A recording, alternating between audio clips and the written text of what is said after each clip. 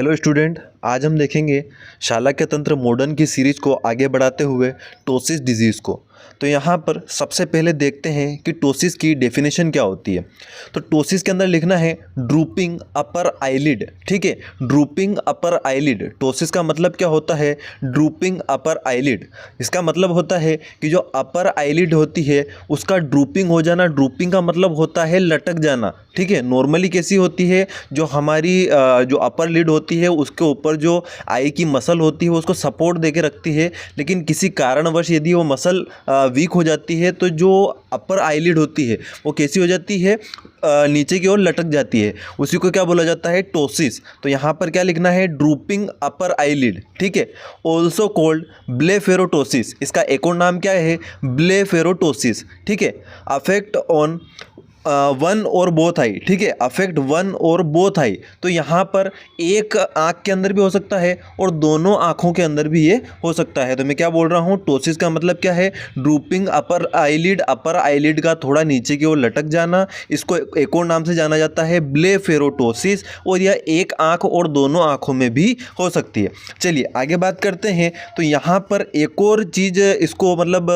Diagnose करने का तरीका बताया गया है कि यदि अपर लिड कोर्निया का 1/6 पार्ट कवर कर देती है तो उसको हम क्या बोलेंगे? टोसिस बोलेंगे। क्या बोल रहा हूँ मैं कि यदि अपर आईलिड जो है वो कोर्निया के 1/6 पार्ट को कवर कर देती है तो उसको क्या बोलते हैं? टोसिस। या फिर एक और तरीका है कि वह क्या करे, जो अपर लिड है कोर्निया को कितना कवर कर ले? कम से कम मोर देन 2 mm।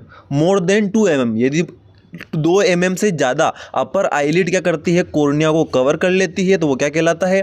टोसिस कहलाता है। एक और चीज़ यहाँ पे पता चलती है कि भाई 2 mm से ज़्यादा कवर कर रही है तो नॉर्मल कितना रहेगा? 2 mm से कम कवर करती है हमारी अपर आईलिड नॉर्मली, लेकिन 2 mm या 2 mm से ज़्यादा कवर कर रही है तो दैट इज कॉल्ड टोसिस। ठीक है, तो क्या बोल दिया? Drooping upper eyelid, also called blepharoptosis, affect one और बोथ आई।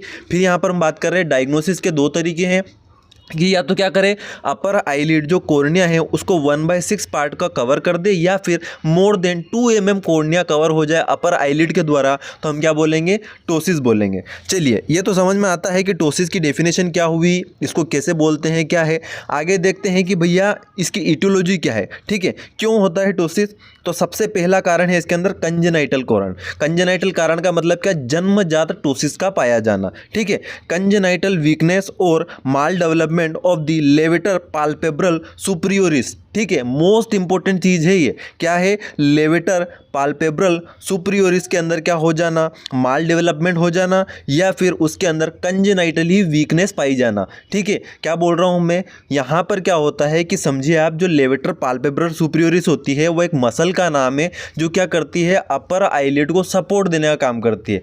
लेकिन किसी कारण से या तो न्यूट्रिशन की कमी हो गई या फिर जन्मजात ही उसके अंदर वीकनेस मिलेगी, तो क्या हो जाएगा, वो जो हमारी लेवेटर पाल्पेब्रल सुपरियोरिस है वो अपर आईलिड को सपोर्ट नहीं कर पाएगी, तो जो अपर आईलिड है वो कैसे हो जाएगी? नीचे की ओर लटक जाएगी। तो उसी को हम क्या बोल रहे हैं? टोसिस। तो कंजेनाइटली क्या होता है? कंजेनाइटली वीकनेस मिले और माल डेवलपमेंट मिले, किसके अंदर? लेवेटर पाल्पेब्रल सुपरियोरिस मसल के अंदर। चलिए आगे देखते हैं कि एक्वायर्ड कारण क्या हो सकते हैं, कि चलो जन्म से तो नहीं था लेकिन बाद में आगे क्या हो सकता है, तो उसको देखते हैं।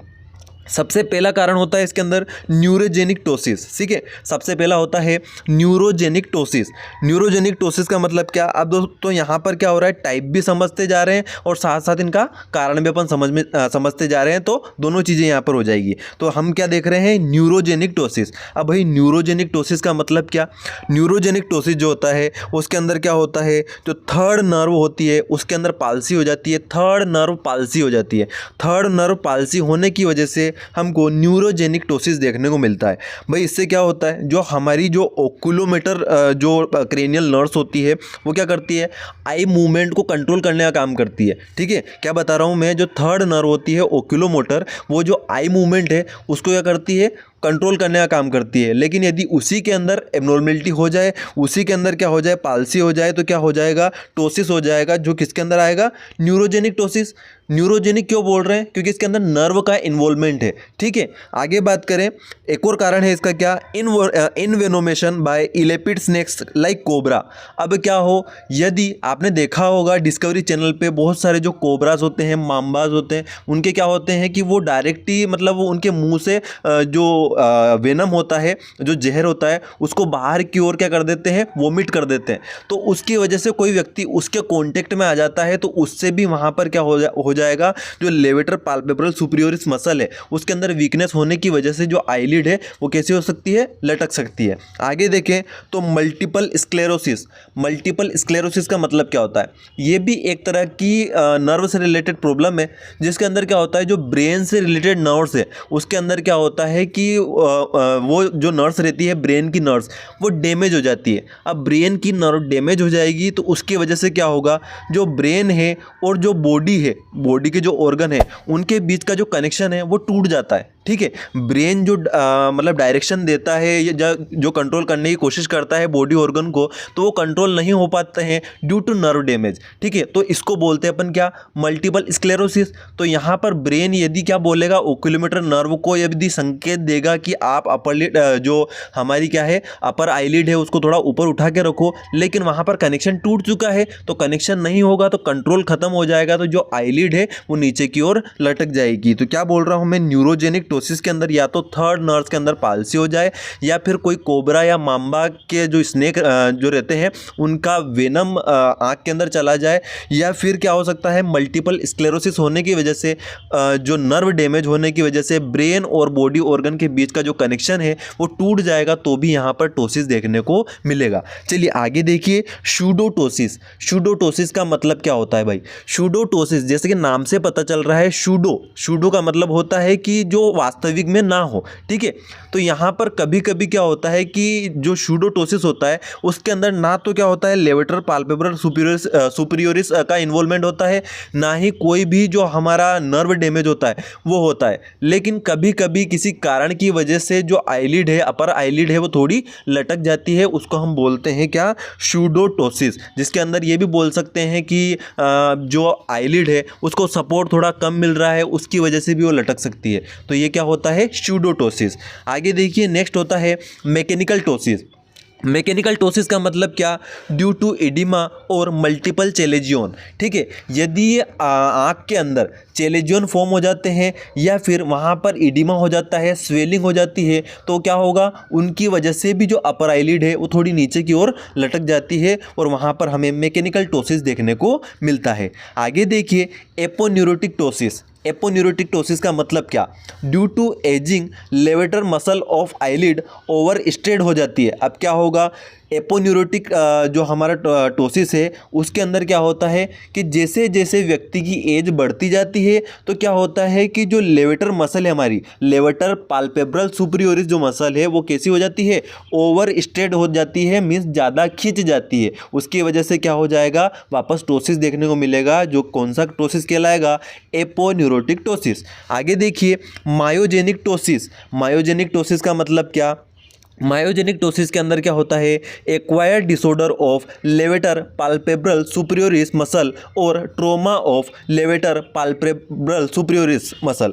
अब यहाँ क्या हो जाए, या तो एलपीएस के अंदर कोई डिसऑर्डर हो जाए या फिर उसके अंदर कोई ट्रोमा हो जाए, तो वहाँ पर हमें मायोजेनिक टोसिस देखने को मिल सकता है। देखिए, मायोजेनिक मतलब मसल, ठीक है, तो मायोजेनिक मतलब मसल से रिलेटेड आ रहा है, तो जो मसल है उसके अंदर डिसऑर्डर हो जाए या फिर इसके अंदर कोई ट्रोमा हो जाए, या फिर साथ साथ यहाँ पर एक और इंपॉर्टेंट चीज होती है, माइस्थेनिया ग्रेविस। माइस्थेनिया ग्रेविस को शॉर्ट में बताऊं तो माइस्थेनिया ग्रेविस का मतलब होता है कि मसल वीकनेस, बॉडी के अंदर मसल का वीक हो जाना। तो वापस वो की वही घूम फिर के बात आ गई, मसल की वीकनेस होगी, कौन सी मसल की वीकनेस होगी, एलपीएस की। तो वापस क्या हो जाएगा, टोसिस देखने को मिलेगा। तो यहाँ पर क्या बता रहा हूँ मैं कोर्स के अंदर आपको, कि या तो कंजेनाइटली हमें एलपीएस के अंदर माल डेवलपमेंट या फिर वीकनेस देखने को मिले, एक्वायर्ड के अंदर हमने देखा है न्यूरोजेनिक टोसिस के अंदर थर्ड नर्व पाल्सी हो जाए, या फिर envenomation by elapid snakes like cobra mamba हो सकता है, या फिर मल्टीपल स्क्लेरोसिस हो सकता है, शूडोटोसिस हो सकता है, जिसके अंदर किसी भी तरह का कोई ना तो नर्व इन्वॉल्वमेंट होता है, ना ही एलपीएस से रिलेटेड कोई प्रॉब्लम होती है, लेकिन किसी कारण की वजह से यदि अपर आईलिड को सपोर्ट मिलना बंद हो जाता है तो ये हमको टोसिस देखने को मिल सकता है। मैकेनिकल के अंदर यदि एडिमा हो गया, ज़्यादा चेलेजन फॉर्म हो गए, तो वहाँ पर हमको टोसिस देखने को मिल सकता है। एपोन्यूरोटिक टोसिस के अंदर क्या होगा कि due to ageing levator muscle of eyelid over stretch हो जाती है, ठीक है। मायोजेनिक के अंदर हमने बोला, मायोजेनिक मतलब मसल कौन सी मसल, एलपीएस के अंदर डिसऑर्डर हो जाए, या फिर वो कैसा हो जाए, ट्रोमा की वजह से कुछ उसके अंदर एबनॉर्मलिटी हो जाए, या फिर माइस्थेनिया ग्रेविस की वजह से वो एबनॉर्मल हो जाए। और माइस्थेनिया ग्रेविस का मतलब क्या, मसल का वीक होना, ठीक है। अब इसको याद करने की एक ट्रिक है, ठीक है। कंजेनाइटल तो आपको समझ में आ रहा है, जो एक्वायर्ड है उसको याद करने की ट्रिक है, ठीक है। नींद पीएम एएम में ज़्यादा आती है, ठीक है। क्या याद रखना है, नींद पीएम एएम में ज़्यादा आती है, ठीक है। आपने देखा होगा कि जो हमारी नींद होती है सुबह सुबह के टाइम बहुत ज़्यादा आती है, सुबह सुबह का टाइम मतलब एएम, ठीक है।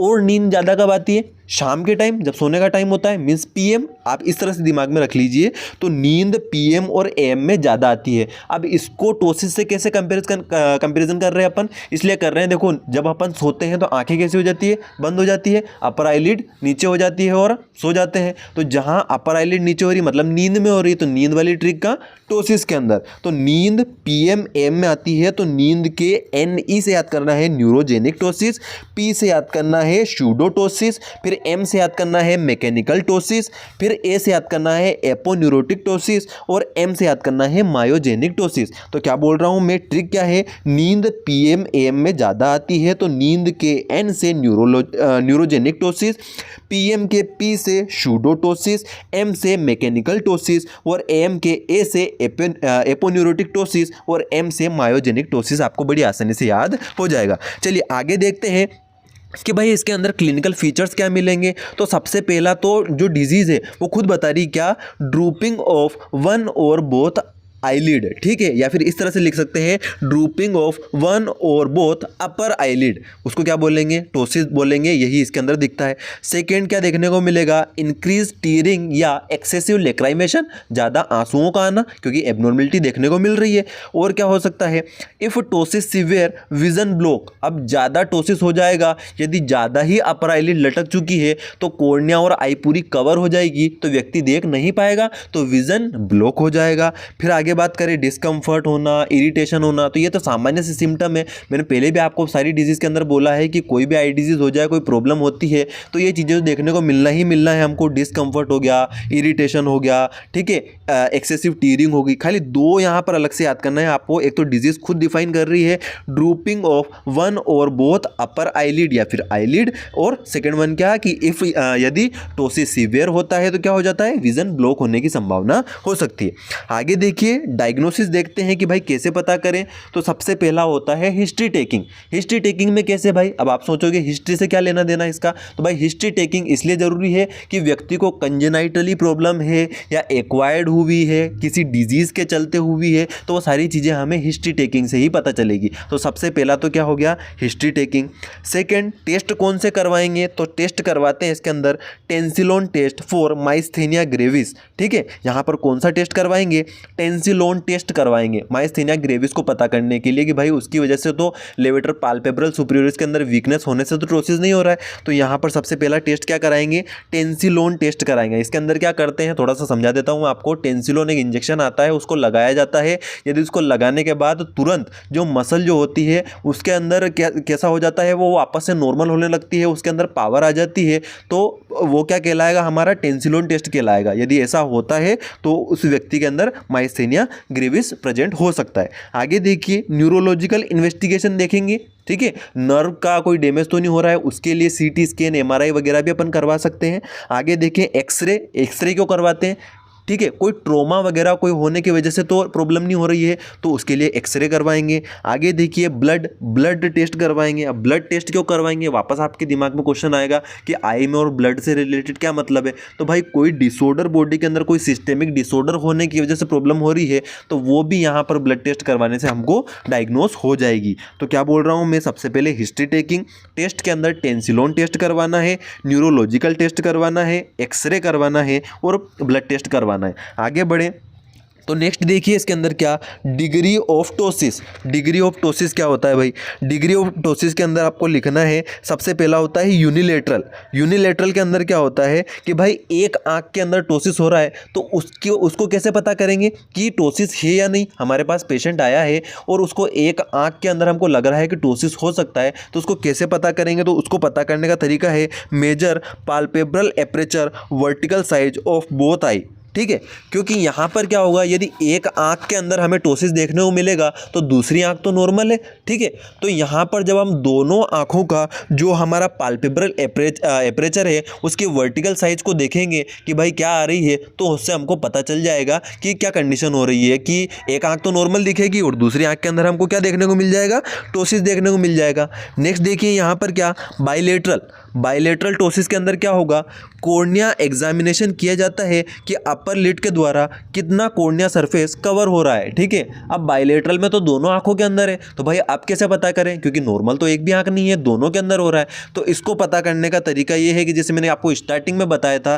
कि यदि हमारा जो कॉर्निया है वो अपर आईलिड के द्वारा 1/6 कवर होता है या 2 mm से ज़्यादा कवर होता है तो उसको हम क्या बोलते हैं, टोसिस बोलते हैं। तो बाइलेटरल के अंदर यदि हमें जो कॉर्निया है वो अगर अपर आईलिड के द्वारा 2 mm तक कवर हो रहा है तो क्या कहलाएगा, वो टोसिस कहलाएगा। वो दोनों आंखों में आपको मिल सकता है। आगे बात करें ग्रेड कैसे देंगे हम टोसिस को, तो ग्रेड इसकी 3 प्रकार की होती है, माइल्ड, मॉडरेट और सीवियर। ठीक है, ग्रेड कितनी होती है, 3 होती है, माइल्ड, मॉडरेट और सीवियर। ठीक है, माइल्ड के अंदर 2 mm, मॉडरेट के अंदर 3 mm और सीवियर के अंदर 4 mm। अब ये क्या है भाई, cornea covered by upper eyelid. यदि 2 mm कॉर्निया कवर हो रहा है अपर आईलिड के द्वारा तो माइल्ड, 3 mm हो रहा है तो मॉडरेट और 4 mm हो रहा है तो सीवियर कहलाएगा। चलिए आगे देखिए, नेक्स्ट देखते हैं अपन क्या इसका ट्रीटमेंट, कि भाई इसको ठीक कैसे किया जाए। तो सबसे पहला होता है कंजर्वेटिव मैनेजमेंट। कंजर्वेटिव मैनेजमेंट में क्या करेंगे, यूज ऑफ क्रच ग्लासेस। ठीक है, क्रच ग्लासेस आते हैं जिनकी वजह से क्या होता है, अपर आईलिड को सपोर्ट दे दिया जाता है। ठीक है, तो यूज ऑफ क्रच ग्लासेस। ठीक है, और क्या कर सकते हैं, special scleral contact lens to support the eyelid. कुछ कॉन्टैक्ट लेंस भी आते हैं जिनको लगाकर आप क्या कर सकते हो, अपर आईलिड को सपोर्ट कर सकते हो। तो जो बेसिक ट्रीटमेंट क्या है, कंजर्वेटिव ट्रीटमेंट क्या है, कि या तो आप क्रच ग्लासेस लगाकर अपर आईलिड को सपोर्ट कर दो या स्पेशल जो कॉन्टैक्ट लेंस आते हैं उनको, स्क्लेरल लेंस जो आते हैं उनको लगा के अपर आईलिड को सपोर्ट दे दो। चलिए आगे देखते हैं कि भाई ये तो हो गया कंजर्वेटिव मैनेजमेंट। इसको सर्जरी के अंदर क्या कर सकते हैं, और भी कुछ तरीके से ठीक कर सकते हैं, तो सर्जरी करते हैं। सर्जरी के अंदर यदि कंजेनाइटल है और कंजेनाइटल के अंदर यदि क्रोनिक कंडीशन है जिसके कारण विजन डिफेक्ट हो रहा है, तब सर्जरी द्वारा इसे ठीक किया जाता है। ठीक है, कंजेनाइटल है और बच्चे के अंदर बहुत ही ज़्यादा प्रॉब्लम हो रही है कि वो देख ही नहीं पा रहा है, बहुत ही क्रोनिक कंडीशन हो रही है, तो वहाँ पर क्या किया जाता है, सर्जरी करी जाती है। या फिर कोई व्यक्ति कॉस्मेटिक सर्जरी के तौर पर भी इसे करवा सकता है। कॉस्मेटिक सर्जरी का मतलब क्या, कॉस्मेटिक सर्जरी का मतलब होता है कि यदि कोई व्यक्ति अच्छा दिखने के लिए या तो जो टोसिस है उसकी वजह से उसकी जो खूबसूरती है उसके अंदर प्रॉब्लम आ रही है, तो कॉस्मेटिक सर्जरी के द्वारा उसको ठीक करा के वापस अपने जो ऑर्गन है उसको ठीक कर सकता है। तो वहाँ पर कॉस्मेटिक सर्जरी के तौर पर भी आप इसको करवा सकते हैं। तो पहला तो ये हो जाएगा कंजेनाइटल के अंदर की विजन के अंदर डिफेक्ट हो रहा है तो सर्जरी करवाएं, या फिर कॉस्मेटिक सर्जरी के तौर पर भी आप इसको करवा सकते हैं। अब सर्जरी कौन सी करवाएंगे, तो इसके अंदर होता है ब्लेफेरोप्लास्टी। ठीक है, पहली होती है ब्लेफेरोप्लास्टी। ब्लेफेरोप्लास्टी को थोड़ा सा आपको समझा देता हूं, वैसे तो आपको ओनली नाम याद रखना है लेकिन फिर भी समझा देता हूं कि होता क्या है। ब्लेफेरोप्लास्टी के अंदर होता है क्या है कि जो अपर आईलिड है उसका जितना पार्ट स्ट्रेच होकर नीचे की ओर ड्रूप हो रहा है उसको अपन क्या करते हैं, इंसिजन लगा के, कट लगा के उसको बाहर निकाल के वहां पर सूचरिंग कर देते हैं। ठीक है, क्या बोल रहा हूं, ब्लेफेरोप्लास्टी के अंदर जितना भी अपर आईलिड का पार्ट नीचे की ओर लटक रहा है उस लटके हुए पार्ट को क्या करते हैं, बीच में से इंसिजन लगा के कट करके हटा देते हैं और वापस बीच में सूचरिंग कर देते हैं। तो जो अपर आईलिड की जो लेंथ है वो कम हो जाएगी, तो व्यक्ति को आसानी से दिखने लग जाएगा। सेकेंड देखिए, एक और होता है इसके अंदर फासनेला सर्वेट ऑपरेशन। ये मोस्ट कॉमन होता है। फासनेला सर्वेट ऑपरेशन के अंदर क्या करते हैं कि जो अपर आईलिड है उसको क्या कर देते हैं, इवर्ट करते हैं, मोड़ते हैं और नीचे की ओर क्या करते हैं, थोड़ा जितना एरिया जितनी जो अपर आईलिड है वो स्ट्रेच हो रही है, लटक रही है, उसको फोल्ड करके वहाँ पर क्या कर देते हैं, सूचरिंग कर देते हैं। क्या बोल रहा हूँ, एक जगह ब्लेफेरोप्लास्टी के अंदर इंसिजन लगा के बाहर निकाल रहे हैं, लेकिन फासनेला सर्वेट ऑपरेशन के अंदर क्या करते हैं, जो अपर आईलिड का जितना पार्ट नीचे की ओर लटक रहा है उसको फोल्ड करके वहीं पर सूचरिंग कर देते हैं, ताकि उसका जो डायमीटर है, जो लेंथ है वो कम हो जाए। ठीक है, समझ में आ रहा है। आगे देखते हैं एक्वायर्ड टोसिस। एक्वायर्ड टोसिस के अंदर क्या होता है भाई, अब एक्वायर्ड टोसिस हो गया है तो सबसे पहली चीज़ तो ये माइंड में क्लियर है कि हमने देखा एक्वायर्ड टोसिस के अंदर न्यूरोलॉजिक हो गया, एक और देखा हमने सूडोटोसिस हो गया, मायोजेनिक हो गया, मैकेनिकल हो गया, तो सारे डिजीज़ के वजह से हो रहे हैं। तो एक्वायर्ड टोसिस के अंदर अपनों क्या करना पड़ेगा, अंडरलाइंग कोज को पता करना है और उसका ट्रीटमेंट करना है। ठीक है, यदि माइस्थेनिया ग्रेविस से हो रहा है तो उसको ठीक करने की कोशिश करो। लेवेटर पाल्पेब्रल सुपीरियरिस के अंदर किसी कारण से वीकनेस आ रही है और किस वजह से आ रही है उसको पता करो, उसको ठीक करो। तो उसको ठीक करेंगे तो टोसिस ठीक हो जाएगा। तो यहाँ क्या करना है अपनों को, सबसे पहला जो अंडरलाइंग कोज है उसको पता करना है और उसको पता करके उसका ट्रीटमेंट करना है। बाकी जो सेकेंड सर्जरी है वापस वो की वही हमारा ब्लेफेरोप्लास्टी और फासनेला सर्वेट ऑपरेशन, इसके अंदर भी अपनों को करवाना है। तो इस तरह से आपका टोसिस कंप्लीट होता है। तो दोस्तों वीडियो अच्छा लगा हो तो वीडियो को लाइक कर दीजिए, अपने फ्रेंड्स के साथ शेयर कर दीजिए। यदि आप मास्टरमाइंड चैनल पर नए हैं तो प्लीज चैनल को सब्सक्राइब कर दीजिए, बेल आइकन को प्रेस कर दीजिए ताकि आने वाली वीडियो की अपडेट आपको मिलती रहे। Thank you.